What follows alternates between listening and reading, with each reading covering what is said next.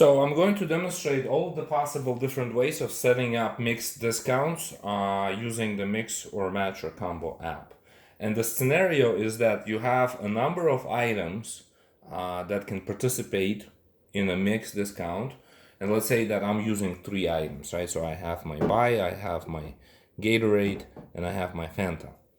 All right, but only 2 of these items are required to trigger a discount. And the way that I currently have it set up, it'll trigger on 2, 4, 6, the second, the fourth, and the sixth item ultimately. And let me demonstrate. So I'm gonna go ahead and scan my Fanta, and then I'm gonna go ahead and scan my Gatorade. Here's my Gatorade. And when I do, it gives me the 50% off of Gatorade. But because they're both the same price, this kind of works, right?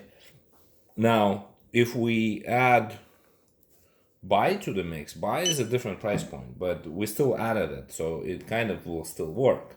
And it just takes it off of the highest price point because that's the setting we put it in. Okay, so if that's how you want it. Now, still just 1 discount. But if we just scan another Fanta, now there'll be 2 discounts, and it'll keep the highest one on buy, and the other one, it'll take it to Fanta. So 2, 4, basically, we can do another orange Gatorade, and we can do another buy. So down there's going to be 3 discounts. 2 of them are on buy, because those are the highest. And again, the priority of the discounts can be controlled as well, right? So you can go to mix and match, and let me just show you what we have configured. It's this one, buy 2 get 50% off. So the top component, we just have all the event recurring, and then if you click on this always, it'll select everything that it needs to select here to just basically run all the time. And then we'll put 50% off, so we're just using the percentage. We can also use the dollar amount if we want, but we're using the percentage. And then here we set mix, so this takes care of any 2 of the 3 selected can be scanned to get the discount. And then there we have trigger on every, and we have trigger on all items. Those are the 2 different scenarios in this setting. I've demonstrated the one that says trigger on every, right? You saw it, and it does 2. So it does the second item, it does the fourth item, it does the sixth item. So now I'm going to show you how it works on all items, and we're still going to put 2 in here. And this is my category.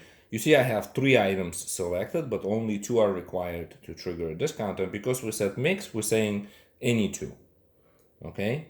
And here we have order by highest. That's how it is right now. You can also go by the lowest or alphabetically, or you can just manually move them around in which you want them to be discounted, right? But we pushed buy at the top because we set highest price first, and so that's what determines that. And you can control that component as well. So now we have it trigger on all items if the 2 threshold has been met. So see what that looks like. Let us go ahead and just pay for this order so that we start a new one. Here we go, done. Now we're just gonna start new, and I'm gonna grab my Fanta, and then I'm gonna grab my Gatorade. And now both of them got discounted, as you can see, right? And as I continue to scan, every single item after it will get its 50% off. And because now every item gets discounted, the priority doesn't really matter that much because all of them get 50% off because the threshold's been met. And that's the difference between all items and every item.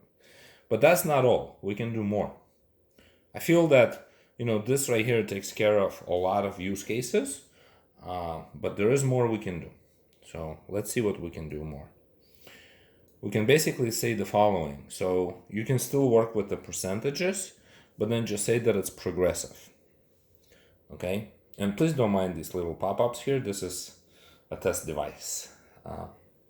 Anyways, so you say that it's progressive, and the percentage point goes away, because now you get to define that a little bit differently on the next page. So here's that next page. And now we're going to say, you buy 2, you get 25% off.